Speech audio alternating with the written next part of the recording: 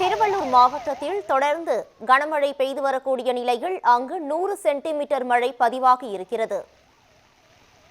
திருவள்ளூர் மாவட்டத்தில் 24 மணி நேரத்தில் அதிகபட்சமாக பொன்னேரியில் 20 சென்டிமீட்டர் மழை பதிவாகி இருக்கிறது.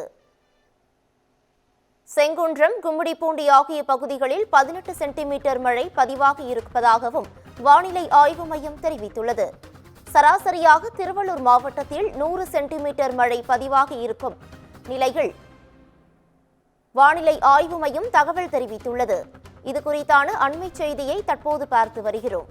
இது குறித்தான கூடுதல் விவரங்களை வழங்குவதற்காக எமது செய்தியாளர் சுதாகர் இணைப்பில் இணைகிறார். சுதாகர், வணக்கம். இது குறித்தான முழு விவரங்கள்.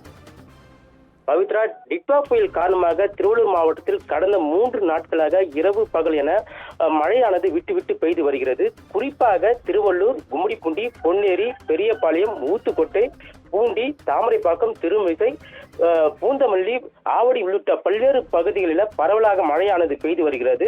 இதனால பொதுமக்களினுடைய இயல்பு வாழ்க்கை பாதிக்கப்பட்டிருக்கிறது. இன்று திருவள்ளூர் மாவட்டத்திற்கு ஆரஞ்சு அலர்ட் எச்சரிக்கை விடுக்கப்பட்டதை தொடர்ந்து முன்னெச்சரிக்கை நடவடிக்கையாக மாவட்டத்தில் உள்ள அனைத்து பள்ளி கல்லூரிகளுக்கும் விடுமுறை அளித்து மாவட்ட ஆட்சியர் பிரதாப் உத்தரவு பிறப்பித்திருக்கிறார்.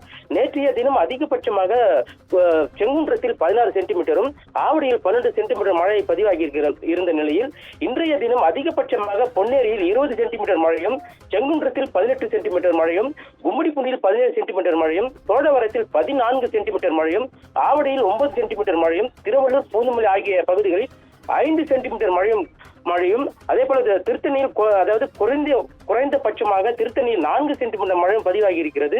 திருவள்ளூர் மாவட்டத்தில் சராசரியாக 100 சென்டிமீட்டர் மழையானது பதிவாகி இருக்கிறது.